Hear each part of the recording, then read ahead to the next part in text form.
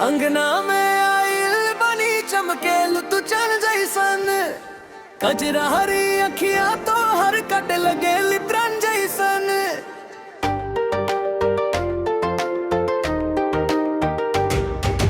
घगरा के घेर देखी मनवा हिलावे धीरे धीरे, पायल के छन छन सुन के भागे लगे मोर धीरे धीरे। तू जैसे चला सब देखे दुनिया रहे अचरज में। हमरा ता बस ई लागत बाज रात तोहार मरज में। अरे हाँ अब न छुपा दिल के बात बता, एगो मुस्कान देके हमके और न सता।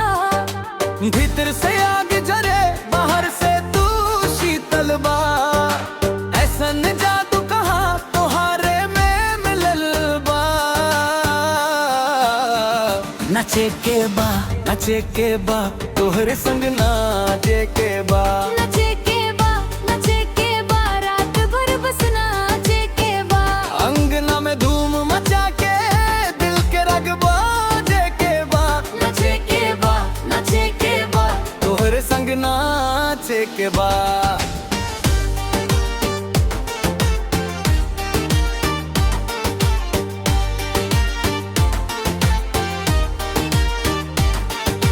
गौआ के माटी जैसन सच हमार इरादा बा। तोहर बिनाई मनवा अधूरा सा सादा बा।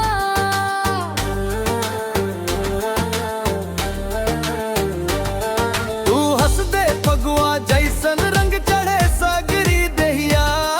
तू मुड़ के देख ले दे दूंगा हमरी नैया। तोर नखरा में भोलापन तोर बात में मिठास, जैसे कच्चा आम के रस घुल गईल होए पास पास। कवनो बनावट ना चाही ना ताज न तारा होवे हमरा खातिर बस तू ही पूरा सारा संसार हवे। अरे हाँ अब न छुपा दिल के बात बता। एगो मुस्कान देके हमके और न सता। भीतर से आग जरे बाहर से तू शीतल बा। ऐसन जादू कहाँ तोहारे में मिलल बा। नचे के बा तोहरे संग नाचे के बा।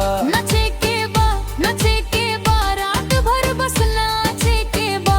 अंगना में धूम मचा के दिल के रग बाजे के बा। नचे के बा तोहरे संग नाचे के बा।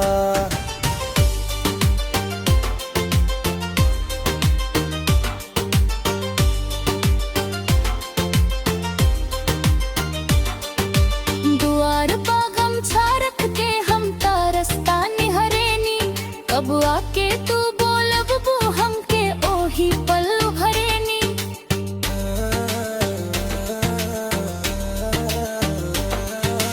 गाँव के लोग कहे जे चाहे कहता कहे दिन रात। हम राता तोहरे संगे लागे सोना सहर एक बात। हाथ पकड़ता समझी एगो नया बिहान बा।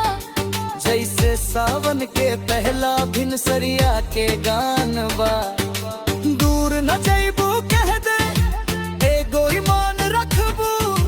हमरा नामे तू कहदा तोहरो सम्मान रखबू।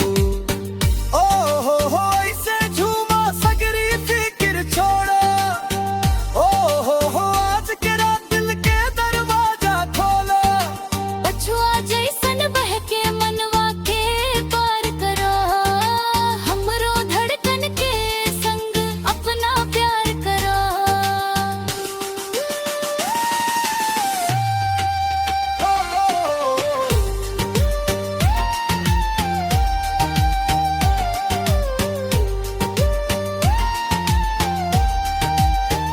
नचे के बा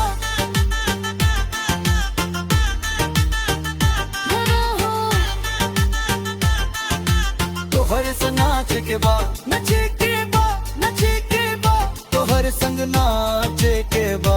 नचे के बा रात भर बस नाचे के बा। अंगना में धूम